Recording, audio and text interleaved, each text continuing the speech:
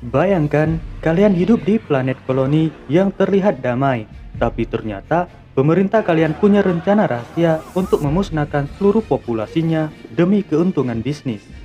Dan cara mereka melakukannya bukan pakai bom nuklir, tapi dengan mengubah para narapidana menjadi monster mutan yang haus darah.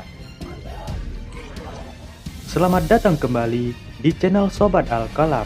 Di kesempatan kali ini, kita akan membedah sebuah mahakarya sci-fi berjudul The Osiris Child. Film ini menceritakan perjuangan seorang ayah yang harus menembus neraka demi menyelamatkan putrinya sebelum seluruh planet diledakkan untuk menutupi skandal pemerintah. Tapi hati-hati, karena di film ini, monster yang paling menyeramkan bukanlah mutan, melainkan ambisi manusia.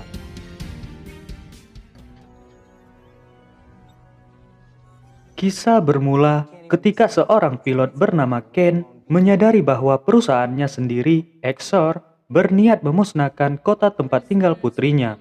Tanpa pilihan, ia terpaksa bekerja sama dengan seorang narapidana pelarian yang punya masa lalu kelam. Apakah mereka berhasil sampai tepat waktu, atau justru mereka akan berubah menjadi bagian dari monster tersebut?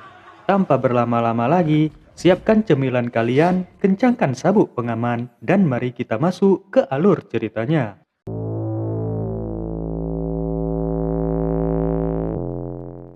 Jauh di masa depan, kemajuan teknologi membuat manusia mampu pergi keluar angkasa dan menjajah planet-planet lain. Sebuah perusahaan militer yang bernama Exor diutus untuk melakukan terraformasi di sebuah planet tandus agar bisa dihuni manusia. Di planet ini, Exor menciptakan sebuah kota yang bernama Osiris. Selain itu, Exor juga mengelola penjara yang menampung para penjahat dari bumi dan menyuruh para tahanan melakukan kerja paksa untuk membangun planet ini. Di bumi, seorang perawat yang bernama Sai terkejut saat merawat korban kecelakaan. Ternyata korban itu adalah istrinya yang sekarat. Sai juga diberitahu kalau putrinya tewas di lokasi kecelakaan. Perawat yang lain berusaha menenangkan Sai, yang histeris karena melihat istrinya sekarat. Beberapa saat kemudian, istri Sai akhirnya meninggal. Sai yang dipenuhi emosi kemudian pergi menemui pelaku penabrak keluarganya yang juga sedang dirawat. Sai mencekik orang itu hingga tewas. Alhasil, Sai pun ditangkap oleh polisi dengan tuduhan pembunuhan. Pengacara memberitahu Sai kalau dia tidak bisa membantu banyak karena Sai terbukti bersalah. Sai akan dikirim ke penjara yang dikelola oleh Exor di sebuah planet tandus di luar angkasa. Singkat cerita, 2 tahun kemudian, di planet tandus yang dikelola oleh Exor, para petinggi Exor tinggal di sebuah pesawat raksasa yang bernama Flotilla. Orang yang bertanggung jawab mengawasi pembangunan planet ini adalah Letnan Ken. Sebelum bekerja di sini, Ken adalah seorang petinggi militer di bumi. Namun, dalam misi terakhirnya, sebuah kesalahan membuat semua anak buah Ken tewas. Petinggi militer menyalahkan Ken atas peristiwa itu. Namun karena Ken memiliki prestasi yang gemilang, Ken tidak dihukum, melainkan dipindahkan untuk bekerja menjadi petugas Exor mengawasi pembangunan planet tandus. Hal ini membuat Ken berpisah dengan istrinya. Ken juga mengajak putri satu-satunya yang bernama Indi tinggal di planet tandus ini. Karena Indi dilarang ikut ke pesawat Flotilla, Indi akhirnya tinggal dengan seorang perawat di dalam kota Osiris. Saat libur akhir pekan, Ken selalu mengajak Indi jalan-jalan mengelilingi planet menggunakan pesawat. Ken juga mengajari Indi menembak menggunakan bazooka. Ken lalu mengajak Indi memeriksa bunker yang baru saja dia bangun. Indi pun bingung kenapa Exor membangun bunker di planet sepi seperti ini. Ken pun menjelaskan kalau Exor selalu membangun bunker di setiap planet yang dijajah untuk mengantisipasi kejadian yang tak terduga. Setelah mengunjungi bunker, Ken mengantar Indi kembali ke kota Osiris karena dia harus kembali bekerja di Flotilla. Di dalam penjara, Sai yang sudah ditahan selama 2 tahun, di sini mengajak kedua temannya, Vim dan Creed, untuk kabur dari penjara ini. Sai akhirnya sadar kalau mereka tak akan pernah dibebaskan dari tempat ini. Mereka akan terus dipaksa untuk bekerja membangun planet ini sampai mereka mati. Sai mendapat informasi dari tahanan lain kalau mereka bisa kabur dari sel isolasi. Namun tahanan itu lupa sel isolasi yang mana. Sai pun berencana membuat keributan agar mereka dan 57 teman-teman yang lain bisa mengisi semua ruang isolasi. Siapa tahu salah satu di antara mereka berhasil keluar dan kemudian membebaskan yang lainnya. Pim lalu mengajak Bostock dan anak buahnya untuk menjalankan misi ini. Bostock pun setuju karena dia juga sudah muak dengan tempat ini. Awalnya Creed menolak karena hal ini sangat berisiko, mereka akan bisa mati. Creed juga pernah mendengar kabar beberapa orang yang masuk ke dalam ruang isolasi tak kembali lagi sampai saat ini. Pim kemudian berkata, cepat atau lambat mereka juga akan mati di tempat ini. Creed pun akhirnya bersedia ikut dalam misi ini. Tanpa basa-basi, saya langsung menghantam salah satu napi yang sedang makan. Alhasil, situasi pun menjadi kacau. Semua orang bertarung satu sama lain. Kepala sipir Morden bersama beberapa penjaga kemudian datang. Creed lalu membunuh seorang narapidana, membuat Morden memerintahkan para penjaga menangkap para narapidana dan memasukkan mereka ke dalam ruang isolasi. Sesuai rencana Sai, dia dan teman-temannya dimasukkan ke dalam sel isolasi. Sel itu seperti berada di dalam roda yang terus berputar. Di saat narapidana lain berteriak meminta dikeluarkan, sel yang dihuni oleh Bostock ternyata bisa dijebol. Bostock pun langsung mengotak-atik sistem pengamanan sel untuk kabur. Morden kemudian datang. Dia menyuruh anak buahnya untuk membawa Vim dan Sai keluar menuju suatu tempat. Vim dimasukkan ke dalam sebuah kandang besi sendirian. Sementara Sai juga bernasib sama, tapi di ruangan yang berbeda. Vim kemudian mendengar sesuatu, ternyata itu adalah sosok monster yang mendekat. Monster itu menjulurkan lidah menusuk leher Vim. Vim pun langsung ambruk kesakitan. Serangan barusan langsung menginfeksi tubuh Vim, membuat Vim bermutasi. Di ruangan lain, Sai mendengar jeritan Vim. Morden yang ada di samping Sai lalu menjelaskan kalau menjajah sebuah planet bukan pekerjaan yang mudah. Kadang-kadang mereka harus menghadapi makhluk penghuni asli planet itu. Morden juga menjelaskan kalau penjara ini bukanlah penjara biasa, melainkan sebuah laboratorium penelitian. Di sini Exor melakukan penelitian menciptakan makhluk luar biasa untuk membantai makhluk penghuni asli planet sebelum manusia datang menjajah. Morden memberitahu kalau Vim sudah diubah menjadi monster dan sebentar lagi Sai akan mengalami nasib yang sama. Tiba-tiba lantai di bawah Sai terbuka. Dia terperosok ke bawah. Ternyata di bawah, Bostock sudah berhasil mengotak-atik sistem untuk membebaskan Sai dan yang lainnya. Bostock lalu memberikan baju ganti serta ID palsu kepada Sai. Creed kemudian datang memberitahu kalau dia juga sudah membobol semua penjara. Creed bahkan tidak sengaja membuka kandang yang berisi monster-monster. Seketika, suasana penjara pun menjadi kacau karena monster-monster itu mengamuk, menginfeksi semua orang. Sai, Bostock, dan Creed memanfaatkan kekacauan ini untuk kabur dari penjara.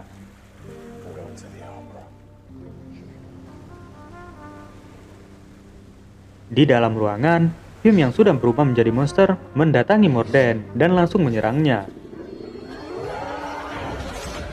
Sai, Creed, dan Bostock berhasil keluar. Bostock dan Creed mengajak Sai ikut dengan mereka ke ibu kota Osiris. Namun, Sai menolak, dia ingin pergi sendirian. Sai pun berjalan pergi sendirian. Keesokan harinya, Ken mendapat kabar kalau penjara yang dikelola oleh Exor diserang oleh monster yang sangat berbahaya. Ken berusaha menghubungi putrinya, namun jaringan telekomunikasi terputus. Di ruangan lain, Kolonel Michael menemui pemimpin Exor yang bernama Jenderal Linex. Michael meminta solusi mengenai kekacauan yang terjadi di dalam penjara. Karena cepat atau lambat, monster itu akan menyerang kota dan merubah semua orang yang ada di kota menjadi monster. Kolonel Michael menyarankan untuk menyelamatkan orang-orang yang masih selamat sebanyak mungkin. Lalu mereka kembali ke bumi dan mengakui kesalahan mereka. Namun Linex menolak rencana itu. Jika Exor ketahuan telah melakukan eksperimen merubah para tahanan menjadi monster, mereka akan menghadapi hukuman berat dari pemerintah bumi. Tak hanya itu saja, karena kekuatan militer Exor terlalu besar, tidak menutup kemungkinan akan terjadi peperangan antara pihak yang mendukung Exor dan pihak yang bertentangan dengan mereka. Hal itu akan membuat semua petinggi Exor disalahkan selamanya, sampai anak cucu mereka. Linex pun menyuruh Michael menyiapkan rapat dengan semua petinggi Exor sekarang juga. Ken kemudian datang ke rapat. Di hadapan semua orang, Linex menyampaikan kalau penjara telah dibobol. Bukannya memberitahu kejadian sebenarnya, Linex malah berbohong. Dia berkata kalau para napi telah mencuri sampel virus mematikan dan saat ini sedang bergerak menuju kota untuk menyandera semua warga kota dengan virus mematikan itu. Linux memutuskan untuk mengaktifkan protokol sterilisasi planet dengan membunuh semua orang yang ada di permukaan planet menggunakan bom nuklir dalam 24 jam ke depan. Mendengar itu, Ken pun shock karena anaknya masih ada di ibu kota Osiris. Setelah semua anggota rapat pergi, Linux memerintahkan anak buahnya untuk mengawasi semua karyawan Exor. Jangan sampai ada satupun orang yang pergi dari pesawat induk flotila ini.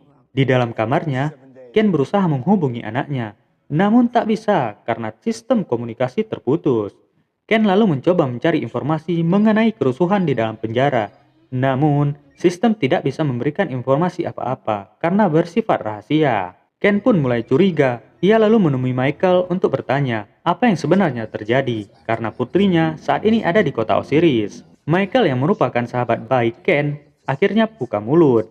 Michael memberitahu kalau selama ini Exor melakukan eksperimen rahasia merubah para tahanan menjadi monster yang nantinya akan digunakan untuk menetralisir planet jajahan mereka. Linux berniat memusnahkan semua orang yang ada di permukaan planet untuk menyembunyikan eksperimen ini dari semua orang.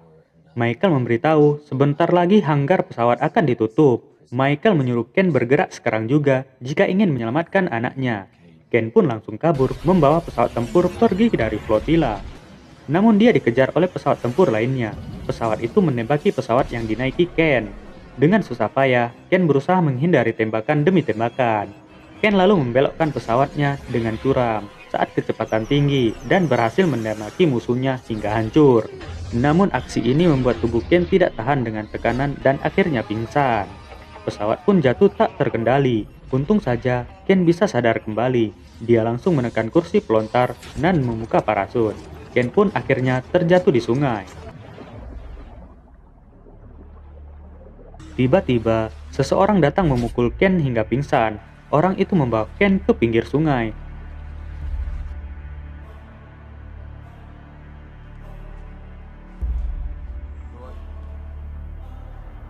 Ternyata orang yang menolong Ken adalah Sai. Setelah Ken kembali sadar, sambil menodongkan pistol, Sai bertanya, kenapa Ken datang ke sini? Ken pun memberitahu Sai, kalau 24 jam lagi pihak Exor akan meledakkan nuklir membunuh semua orang di planet ini. Ken meminta tolong kepada Sai membantunya pergi ke kota untuk membawa putrinya pergi. Awalnya Sai menolak untuk membantu.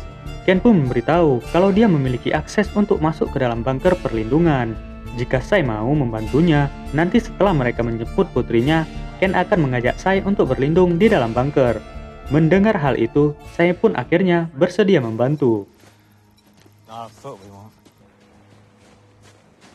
Setelah beberapa saat berjalan, Ken dan Sai lalu melihat sebuah bis yang dilengkapi armor, parkir di depan sebuah bar. Mereka berdua pun masuk ke dalam bar untuk mencari tahu siapa pemilik bis itu. Ken bertanya kepada bartender, siapa pemilik bis yang ada di luar. Bartender memberitahu kalau pemiliknya adalah sepasang kekasih bernama Billy dan Gibb yang sedang teler. Bartender menyarankan untuk jangan mengganggu mereka berdua saat sedang teler, karena mereka berdua berbahaya. Namun karena tak ada waktu lagi, Ken tetap menemui Billy dan Gibb. Belum juga berbicara, Gibb langsung menempelkan pisau ke leher Ken. Sai kemudian datang menghampiri sambil membawakan Billy minuman.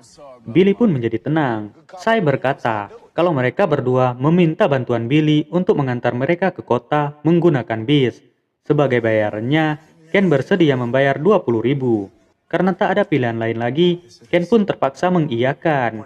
Billy pun bersedia membantu. Namun sebelum itu, Gibb menyuruh Ken menghirup sesuatu hingga teler, dan kemudian menyuruhnya melemparkan pisau ke arah target. Di luar dugaan, meskipun dalam keadaan teler, Ken tetap bisa melempar pisau itu dengan tepat. Billy pun menjadi senang. Sai lalu mengatakan kalau mereka juga membutuhkan senjata. Gibb menyuruh Sai tidak usah khawatir, karena mereka tahu penjual senjata di dekat sini. Singkat cerita, mereka akhirnya sampai di tempat penjual senjata yang bernama Hooper dan Mandel. Ken langsung membeli semua senjata yang ada di sini. Hooper pun meminta bayaran 30.000. Tanpa pikir panjang, Ken langsung membayarnya dan kemudian melanjutkan perjalanan. Setelah Ken dan yang lain pergi, Hooper dan Mandel pun senang karena mereka berdua baru saja mendapatkan rezeki nomplok. Tiba-tiba, Hooper melihat sesuatu bergerak di luar. Ternyata di luar, kawanan monster sudah mengepung tempat itu. Hooper dan Mandel pun langsung menembaki monster-monster yang datang. Setelah peluru habis, mereka berdua kebingungan karena semua senjata yang ada di sini sudah dijual kepada Ken. Hooper dan Mandel pun akhirnya tewas diserang monster. Di dalam bis, Ken memberitahu Billy dan Gib mengenai serangan monster dan rencana Exor yang akan meledakkan tempat ini 4 jam lagi. Jika Billy dan Gib mau membantunya menolong anaknya, Ken berjanji akan mengajak Billy dan Gib ikut berlindung di dalam bunker. Billy pun menyuruh Ken tidak usah khawatir, karena sebentar lagi mereka akan sampai di kota Osiris. Sai lalu berkata, kalau dia memperkirakan saat ini monster pasti sudah mulai menyerang kota. Billy lalu bertanya, bagaimana jika anak Ken ternyata tidak selamat? Ken pun menjawab, selamat atau tidak, Ken tetap akan menemuinya di kota.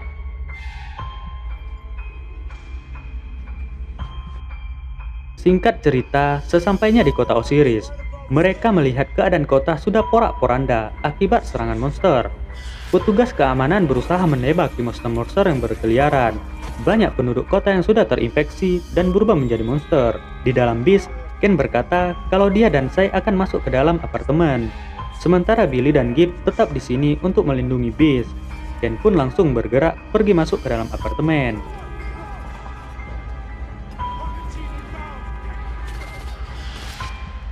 Ken lalu bertemu dengan tetangganya yang sedang berjaga di atas tangga. Ken bertanya, apakah orang itu melihat Indi putrinya? Orang itu menjawab kalau dia sudah mengetuk pintu apartemen Indi, namun tidak ada. Di luar, Billy terkena ledakan bom. Gib pun langsung membawanya masuk ke dalam bis.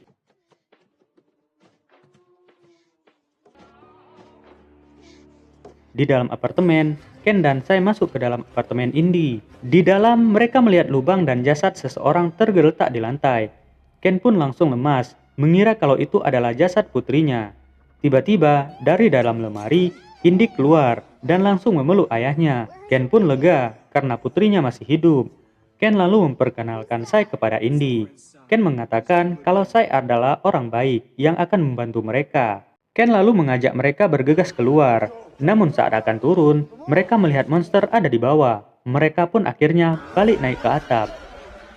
Indi lalu melihat ada bis tepat di bawah mereka. Tanpa pikir panjang, Sai langsung menggendong Indi dan kemudian melompat mendarat tepat di atas bis. Di saat Ken ikut melompat, dia hampir terjatuh. Sai pun langsung menariknya. Mereka lalu berteriak, menyuruh Gib membuka pintu atas bis. Gib pun langsung membukanya.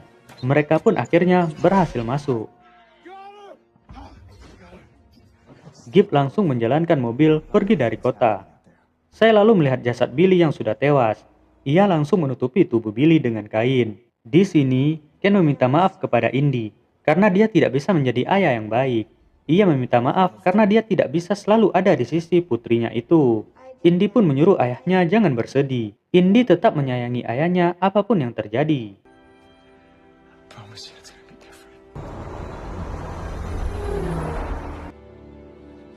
Ken kemudian memberitahu Gib arah menuju bunker.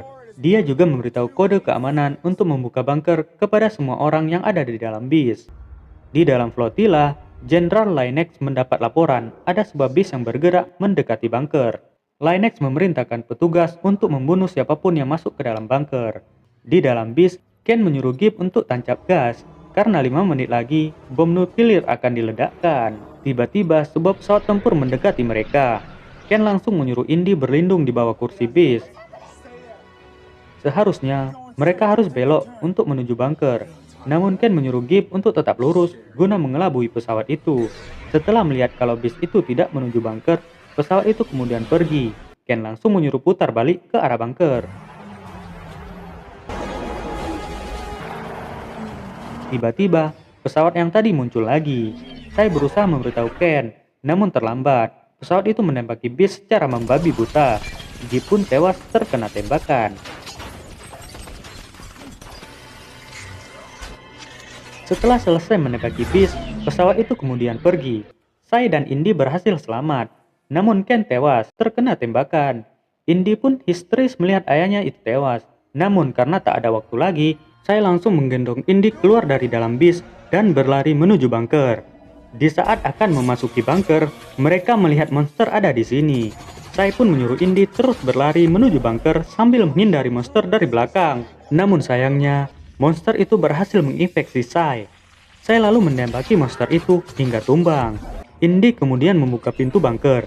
Indy dan Sai akhirnya berhasil masuk tepat waktu sebelum bom nuklir diledakkan. Sai pun merasa kesakitan karena tubuhnya akan mulai bermutasi. Sadar kalau dia akan berubah menjadi monster, Sai meminta Indy memberinya pisau. Namun Indy menolak. Indy tak ingin Sai melukai dirinya karena Indy akan kesepian. Sambil menangis, Indy berkata, "Bukankah Sai sudah berjanji kepada ayahnya akan melindunginya? Indy tidak bisa hidup sendirian karena dia sudah tak punya siapa-siapa lagi."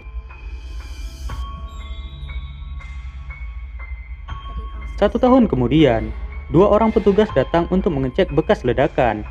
Mereka berdua terkejut melihat Indy yang masih hidup. Tiba-tiba dari belakang, monster membunuh salah satu petugas dan menahan petugas yang satunya. Indy kemudian mendekati petugas itu. Indy berkata, "Apakah pesawat induk flotila masih ada di sini?"